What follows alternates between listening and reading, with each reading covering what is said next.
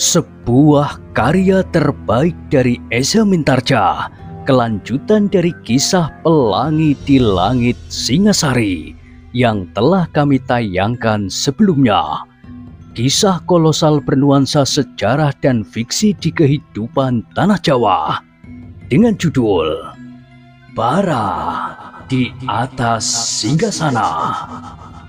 Pada kesempatan yang sangat baik ini, kita masuk pada bagian yang pertama dengan episode Putra Mahkota. Sahabat Permata TV yang tercinta, saat ini kita sampai pada seri yang ke-98. Selamat menikmati.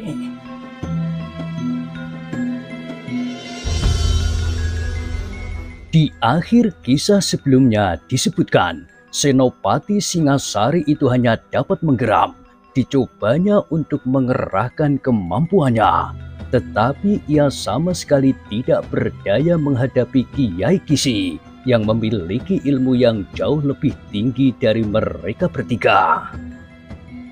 Ternyata kalian tidak mau memanggil kawan-kawan kalian. Apakah kalian menyangka bahwa dengan demikian mereka akan dapat lolos dari tangan kami? Sayang, bahwa segala cara yang akan kau tempuh tidak akan dapat menyelamatkan pasukanmu dan juga putra mahkota. Kamilah yang akan menentukan nasib kalian yang malang itu. Sehingga secara kebetulan, kalian telah menjumpai kami di antara perampok-perampok yang kalian cari, yang kalian anggap telah mengganggu ketentraman Singasari itu. Namun yang terjadi ternyata sebaliknya. Kalianlah yang akan hancur dan putra mahkota akan menjadi tawanan kami. Kiai Kisi itu pun kemudian tertawa berkepanjangan. Senopati itu menggertakkan giginya. Dengan segenap kemampuannya, ia menyerang Kiai Kisi bersama dua orang prajurit sandi yang menyertainya. Namun serangan-serangan itu tidak banyak berarti. Meskipun Kiai Kisi harus berloncatan menghindar pula, namun serangan-serangan itu tidak akan dapat menentukan akhir dari pertempuran itu. Demikianlah, maka semakin jelas bahwa Kiai Kisi akan segera dapat mengakhiri perkelahian.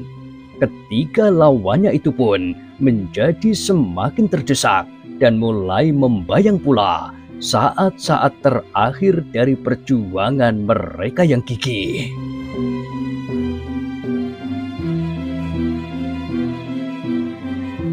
Namun sampai saat-saat terakhir, Senopati Singasari itu pun masih belum dapat memutuskan apakah yang sebaiknya dilakukan atas anak buahnya. Sehingga dengan demikian, maka Senopati itu pun masih belum memberikan isyarat apapun juga. Tetapi Senopati itu pun menyadari keadaannya. Ia bersama kedua prajurit sandi itu tidak akan dapat bertahan lebih lama lagi. Ketiganya pasti akan segera mengakhiri perlawanan. Dan apakah yang akan terjadi atas mereka tergantung sekali kepada Kiai Kisi yang akan segera menguasai seluruh keadaan. Meskipun ketiga prajurit Singasari itu tidak berputus asa, namun mereka pun mampu memperhitungkan keadaan, sehingga mereka sudah tidak berpengharapan lagi untuk dapat meninggalkan gelanggang. Tetapi dalam pada itu, selagi Kiai Kisi sampai pada keputusan terakhir untuk membinasakan ketiga lawannya itu, tiba-tiba ia telah dikejutkan oleh suara tertawa di balik sebuah gerumbul. Suara itu tidak begitu keras, namun seakan-akan langsung menusuk ke pusat jantung.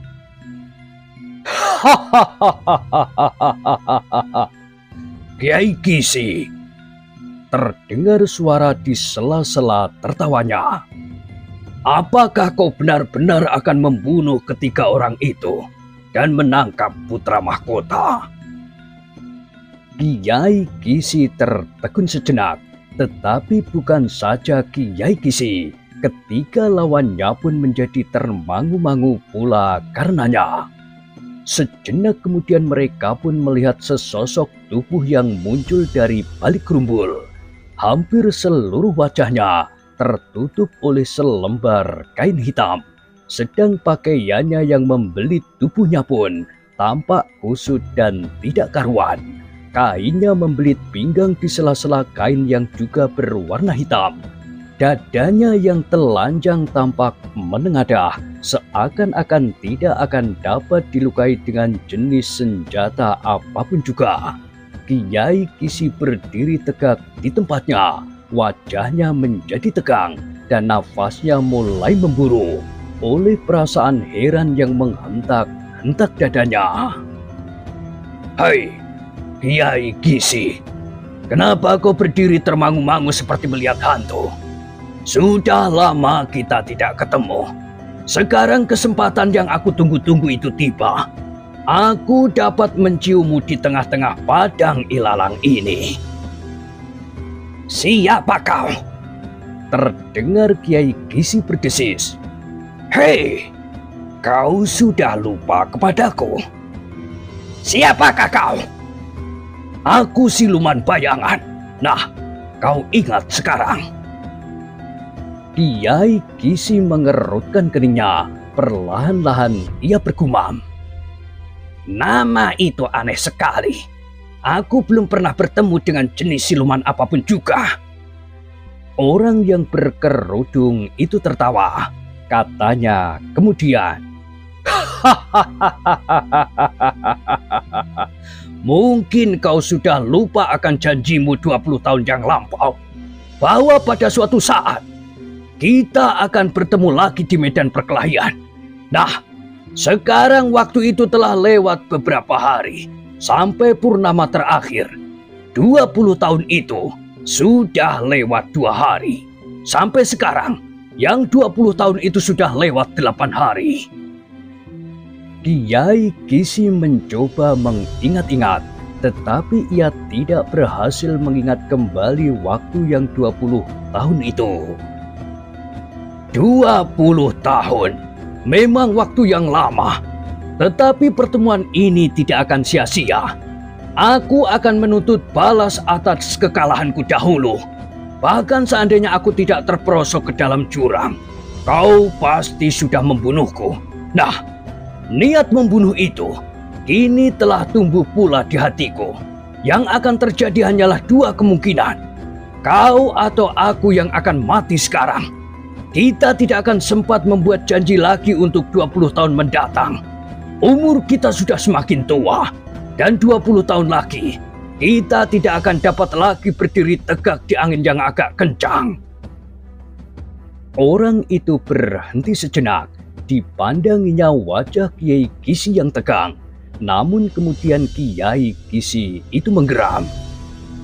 "Agaknya kau memang orang gila. Namamu sudah nama orang gila. Aku tidak pernah mendengar nama serupa itu. Bahkan yang sejenis dengan nama itu sampai sekarang." "Oh, jadi namaku tidak sesuai dengan seleramu. Baik, aku akan merubah sedikit namaku. Namaku yang sebenarnya adalah Dandang Kaluat. Nah, apakah kau sudah ingat?" Kiai Kisi berpikir sejenak. Lalu katanya, "Persetan dengan namamu. Aku tidak peduli. Aku sudah lupa semuanya. Atau memang semua itu tidak pernah terjadi. Kalau sekarang kau sengaja membuat persoalan, marilah, bersama dengan 3 orang itu, aku akan membunuhmu juga. Kau tidak perlu mengarang serangkaian cerita tentang 20 tahun yang silam. Kalau kau menyerang aku meskipun tanpa sebab, aku akan melawan dan membunuhmu tanpa persoalan 20 tahun atau 100 tahun yang lalu." "Oh, begitu. Jadi kau samakan Dandang Kaluat ini dengan 3 orang anak-anak manis ini. Memang sayang kalau mereka terbunuh. Apalagi mereka adalah pengawas-pengawas putra mahkota." Orang itu terdiam sejenak. Lalu katanya, "Aku tidak berkepentingan dengan ketiga orang itu. Sekarang aku akan membunuhmu, habis perkara. Aku juga tidak mau mengenang kekalahanku 20 tahun yang lampau. Kekalahan yang memalukan sekali dari seorang dandang melawan sejenis Kisi yang mabuk ini. Kiai Kisi menjadi tegang, tetapi ia tidak berhasil mengingat nama dandang Kaluat itu. Sehingga akhirnya ia memutuskan bahwa nama itu memang belum pernah didengarnya.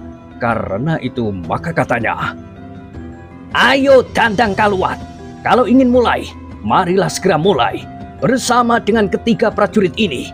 Atau kau sebenarnya juga seorang prajurit yang menyamar?"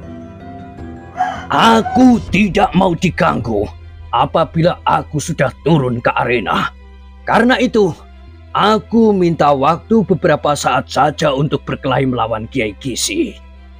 Lalu ia berpaling kepada ketiga prajurit Singasari itu. "Silahkan beristirahat. Aku akan bertempur seorang melawan seorang, sebagai layaknya seorang dandang Kaluat. Kalau kalian masih ingin bertempur, uruslah yang dua orang itu. Kalian dapat menangkapnya dan membawanya ke Singasari bersama-sama kawannya yang lain.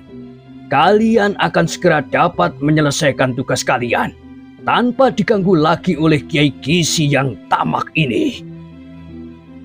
Kemarahan Kiai Kisi telah sampai ke puncak ubun-ubunnya, sehingga karena itu ia berteriak, "Jangan banyak bicara, aku sudah siap membunuhmu."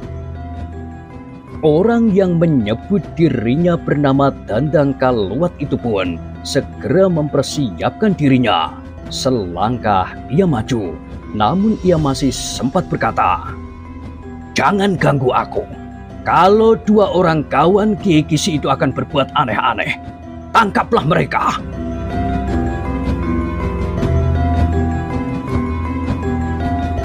Senopati Singasari yang seolah-olah justru membeku itu sadar ketika Kiai Kisi tiba-tiba saja telah menyerang Dandang Kaluat.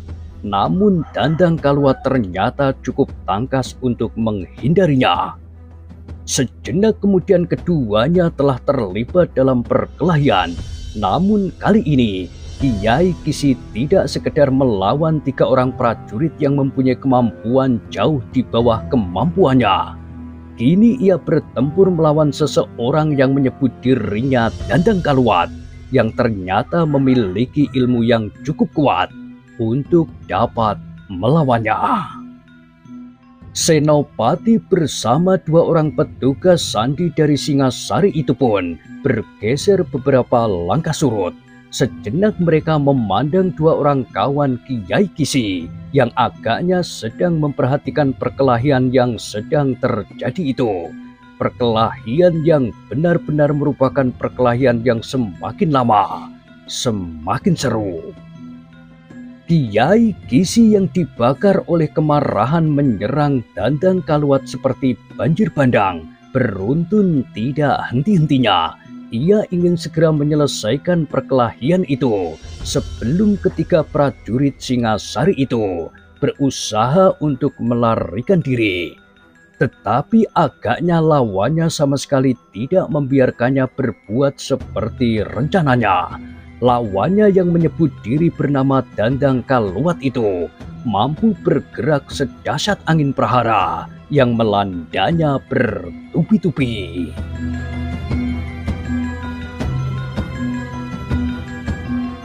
Baik Senopati dan kedua petugas sandi dari Singasari maupun kawan-kawan Kiai Kisi telah dicekam oleh kekaguman atas perkelahian yang telah terjadi itu. Ternyata Kiai Kisi yang pilih tanding itu kini mendapat lawan yang mampu mengimbanginya. Bahkan bukan saja mengimbanginya, tetapi mampu memaksa Kiai Kisi untuk sekali-sekali meloncat surut. Memang terasa oleh Kiai Kisi bahwa lawannya semakin lama menjadi semakin garang. Ilmu yang dipergunakan oleh Dandang Kaluat adalah ilmu yang membingungkannya pula. Tampaknya ilmu itu tidak memiliki kekuatan yang dapat dibanggakan. Namun di dalam benturan-benturan yang terjadi, ternyata bahwa Kiai Kisi selalu terdesak surut. Gila! Geramnya di dalam hati. Siapakah orang ini sebenarnya? Namun pada itu, orang yang menyebut dirinya bernama Dandang Kaluat dan menutup wajahnya dengan sepotong kain hitam itu pun heran melihat tandang Kiai Kisi semakin lama justru menjadi semakin kasar. Bahkan kadang-kadang orang itu telah berbuat sesuatu di luar dugaan. Di dalam perkelahian yang kedua-duanya tidak mempergunakan senjata itu, orang yang menyebut dirinya Dandang Kaluat itu pun segera melihat bagaimana Kiai Kisi percaya kepada kekuatan jarinya. Dengan garangnya Kiai Kisi kadang-kadang meloncat menerkam seperti seekor harimau. Kedua tangannya menjulur ke depan, sedang jarinya yang mengembang siap untuk mencekam tubuh lawannya. Aku pernah melihat cara dan unsur-unsur gerak seperti itu, katanya di dalam hati. Sambil bertempur, orang yang menyebut dirinya bernama Dandang Kaluat itu mencoba mengingat-ingat di mana ia mengenal tata gerak yang demikian. Agaknya ia menjadi ragu-ragu ketika ia kemudian teringat bahwa ia pernah melihatnya justru di istana Singasari. Untuk meyakinkan pengamatannya, maka Dandang Kaluat itu pun segera memperdasat serangan-serangannya. Tangannya bergerak dan terayun dari segala arah, seperti berpuluh-puluh pasang tangan yang bergerak bersama-sama. Dalam keadaan yang sulit itu, Kiai Kisi telah mengerahkan segenap kemampuannya yang seperti diduga oleh orang yang menyebut dirinya Dandang Kaluat itu. Semakin lama, ia menjadi semakin kasar. Dengan penuh keraguan-raguan, ia bergumam di dalam hatinya. Toh Joyo, tata gerak ini pernah aku lihat pada anak itu. Namun kemudian, tetapi apa mungkin bahwa keduanya memiliki ilmu yang serupa? Atau setidak-tidaknya bersumber pada cabang ilmu yang sama? Pertanyaan itu telah berputar-putar di kepalanya, namun ia menjadi semakin pasti bahwa ilmu itu senada dengan ilmu yang dipelajari oleh Toh Joyo dari gurunya, yang diliputi oleh rahasia, yang tugasnya sehari-hari justru menjadi penasehat Ayahanda Sri Rajasa di istana Singasari. Dan dari penasehat ayahandanya itulah Toh Joyo menyadap ilmu yang kasar dan kadang-kadang menjadi seakan-akan liar. Seperti juga Kiai Kisi yang mulai terdesak itu pun menjadi liar pula.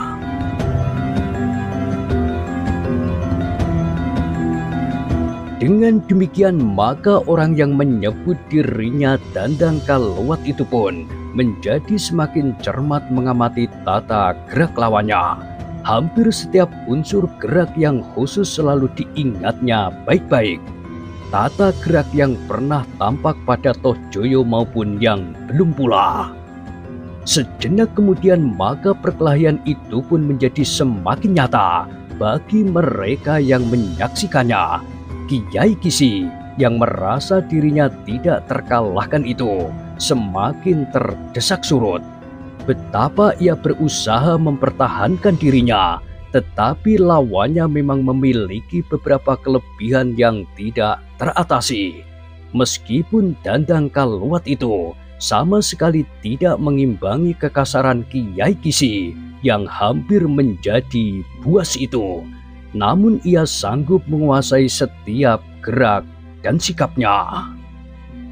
Kiai Kisi akhirnya tidak dapat mengelakkan diri dari kenyataan itu, sehingga segenap kemampuannya telah diperasnya habis-habisan.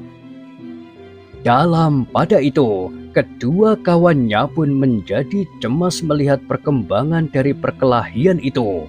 Orang yang menamakan diri Dandang Kaluat itu tiba-tiba saja masuk ke arena pertempuran yang telah membuat segala-galanya berubah. Semua rencana yang telah disusun menjadi pecah.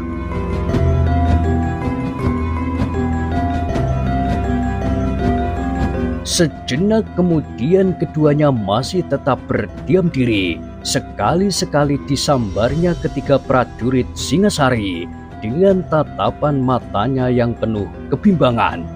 Mereka berdua telah melihat ketiganya bertempur melawan Kiai Kisi, sehingga dengan demikian mereka pun telah dapat menjajaki betapa ketiganya adalah prajurit-prajurit yang benar-benar memeluk tugas keprajuritannya. Persetan! Tiba-tiba salah seorang dari kedua orang kawan Kiai Kisi itu menggeram di dalam hatinya. Ketiga orang itu harus dibinasakan dahulu. Baru aku dapat membantu Kiai Kisi melawan iblis yang tiba-tiba saja telah mengganggu itu. Dengan satu isyarat, ia mengajak kawannya segera berbuat sesuatu, dan agaknya kawannya pun mempunyai perhitungan yang serupa pula. Karena itu, maka keduanya pun segera beringsut dari tempatnya perlahan-lahan. Mereka berharap bahwa geraknya tidak menumbuhkan kecurigaan, sehingga dengan serta-merta mereka dapat menyerang dan menjatuhkan lawannya. Tetapi ternyata ketiga prajurit Singasari itu pun bukan anak-anak lagi yang sedang terpesona melihat sepasang penari di dalam perhelatan. Karena itu, gerak kedua kawan Kiai Kisi itu telah menimbulkan kecurigaan pula kepada mereka. Dengan diam-diam ketiganya mempersiapkan dirinya. Mereka masih membawa senjata-senjata mereka di tangan.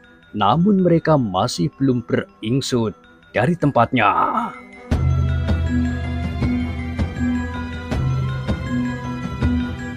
Sejengkal demi sejengkal, kedua kawan Kiai Kisi itu beringsut terus. Semakin lama semakin dekat dengan ketiga prajurit Singasari.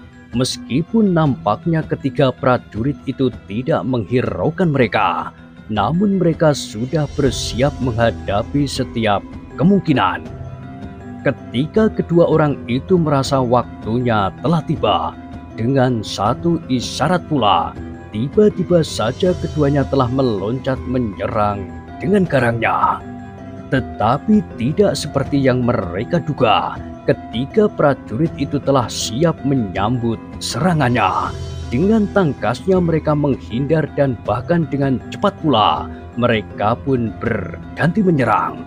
Justru kedua kawan Kiai Kisi itulah yang terkejut. Sejenak mereka menjadi bingung. Namun sejenak kemudian mereka telah berhasil menguasai keadaan dan kebingungan di dalam diri masing-masing. Sehingga keduanya pun segera menjadi mapan.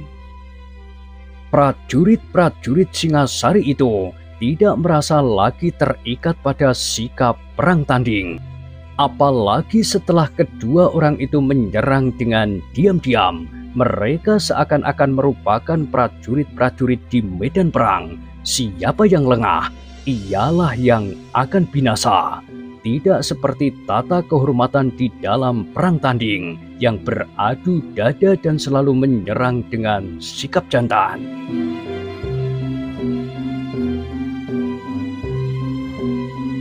Demikianlah, maka kedua kawan Kiai Kisi itu pun segera terlibat di dalam perkelahian yang seru melawan ketiga prajurit Singasari itu. Ternyata keduanya juga bukan orang-orang kebanyakan. Keduanya agaknya murid-murid yang terpercaya dari Kiai Kisi, di samping muridnya yang menjadi kepala perampok yang bersembunyi di padukuhan itu. Kiai Kisi sendiri yang terlibat di dalam perkelahian yang berat itu masih sempat juga sejenak melihat perkelahian yang telah terjadi. ia memang berharap bahwa kedua murid-muridnya dapat segera mengalahkan lawannya. Namun ketika prajurit Singasari itu pun bukan pula prajurit yang dipungutnya dari antara para pengawal di padukuhan-padukuhan. Ketiganya adalah prajurit-prajurit pilihan, dan bahwa seorang di antaranya adalah prajurit yang sudah mendapat kepercayaan untuk memimpin pasukan kecil yang membawa putra mahkota. Sedang dua yang lain adalah prajurit sandi yang terpercaya. Itulah sebabnya maka kedua orang itu tidak segera dapat menguasai lawannya. Bahkan perkelahian di antara mereka itu pun menjadi semakin sengit. Ketiga prajurit yang tidak mampu melawan Kiai Kisi itu kini berjuang mati-matian untuk melawan dua orang muridnya.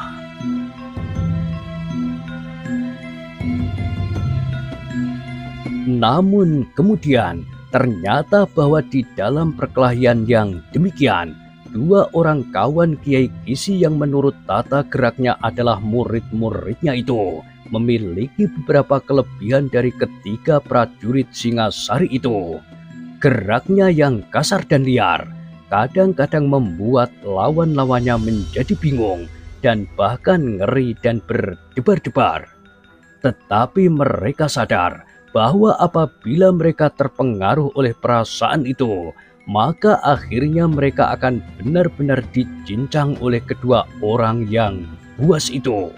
Karena itulah, maka mereka pun segera berjuang mati-matian untuk mempertahankan dirinya. Ketiganya berusaha untuk bertempur sebaik-baiknya melawan kedua orang itu tanpa menempatkan diri dalam suatu ikatan perlawanan.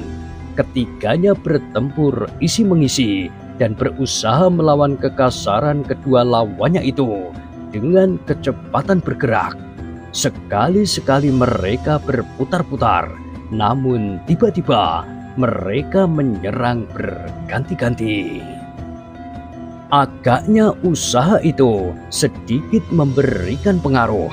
Kecepatan bergerak ketiga prajurit Singasari itu agaknya berhasil mengurangi tekanan-tekanan dari kedua orang yang semakin lama menjadi semakin ganas karena kemarahan yang melanda dinding jantung mereka.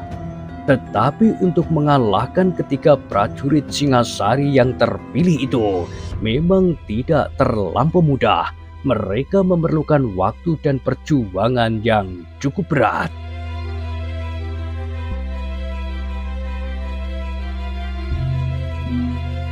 Namun dalam pada itu, Kiai Kisi sendiri semakin lama menjadi semakin terdesak. Ia tidak mempunyai kesempatan untuk menyerang. Betapa liarnya cara yang dipakainya. Tetapi justru karena itu, maka ia pun segera kehilangan kemantapannya untuk melawan serangan-serangan orang yang menyebut dirinya bernama Dandang Kaluwat itu. Sekilas ia mencoba menilai perkelahian dua orang kawan-kawannya, namun keduanya pun agaknya masih memerlukan waktu yang lama, meskipun keduanya tidak terdesak. Kehadiran orang yang menyebut dirinya bernama Dandang Kaluwat itu benar-benar di luar perhitungan Kiai Kisi.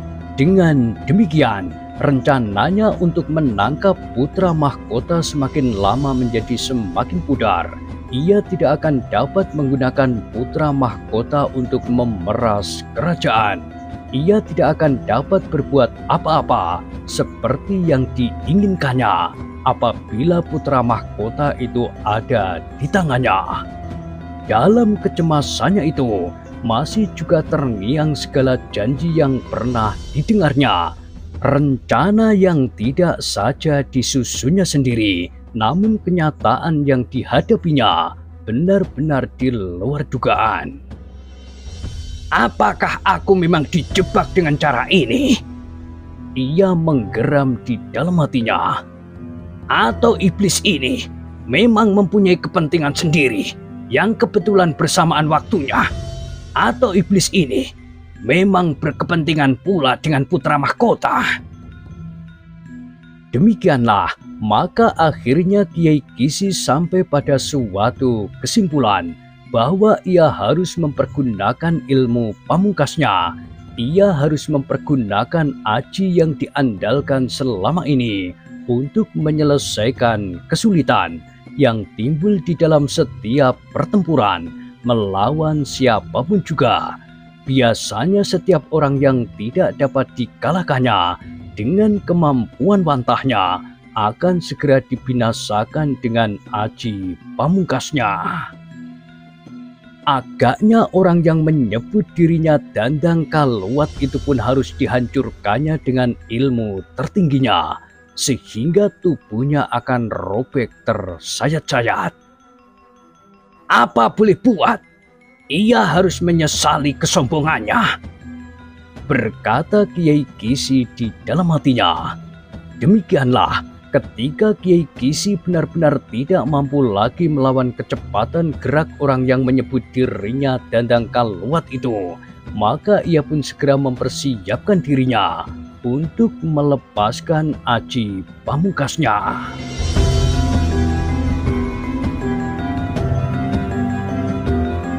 Dengan suatu loncatan yang jauh, ia berusaha mendapat kesempatan sesaat untuk membangunkan kekuatan tertingginya. Orang yang menyebut dirinya Dandang Kaluat yang berusaha memburunya itu tiba-tiba tertegun ketika ia melihat Kiai Kisi telah bersikap dalam pemusatan segenap kekuatan yang ada di dalam dirinya. Oh, berkata Dandang Kaluat, kau pergunakan aji pamungkasmu. Kiai Kisi tidak menjawab, tetapi ia sudah berhasil membangunkan kekuatannya. Orang yang menyebut dirinya Dandang Kaluat itu termangu-mangu sejenak, tetapi ia pun tidak mau hancur berkeping-keping oleh kekuatan aji lawannya, sehingga ia pun harus melawannya pula dengan kekuatan tertingginya. Kedua kawan Kiai Kisi yang bertempur melawan ketiga orang prajurit Singasari sempat melihat bahwa Kiai Kisi sudah bersikap. Karena itu, mereka pun menjadi berdebar-debar. Mereka sadar bahwa Kiai Kisi benar-benar tidak mampu melawan orang yang menyebut dirinya bernama Dandang Kaluat itu dengan tenaga wantahnya, sehingga ia harus membinasakannya dengan kekuatan terakhir yang disimpannya. Sebentar lagi, orang yang menamakan dirinya Dandang Kaluat itu pasti akan remuk, tulang-tulangnya akan berpatahan, dan darahnya akan memancar seperti air di dalam belanga yang terbanting di atas batu hitam. Mereka berkata kepada diri sendiri, meskipun Kiai Kisi adalah gurunya dan bahkan keduanya adalah orang-orang yang liar pula, tetapi kematian yang demikian adalah kematian yang paling mengerikan. Setelah orang yang menyebut dirinya Dandang Kaluat itu, akan datang gilirannya ketika orang ini. Salah seorang dari mereka meneruskan di dalam hatinya, kalau Kiai Kisi sudah marah dan sekali membangun aji pamungkasnya, maka setiap lawan akan mengalami nasib yang serupa. Terbayang di rongga matanya burung-burung gagak yang besok siang akan beterbangan mengitari padang ilalang ini karena bau darah dan daging yang berceceran.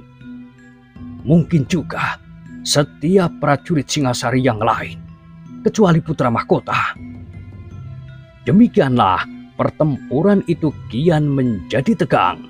Bahkan kedua kawan Kiai Kisi itu pun hampir tidak sempat lagi melayani lawannya, karena ia ingin melihat apa yang akan terjadi kemudian atas orang yang menamakan diri Dandang Kaluat.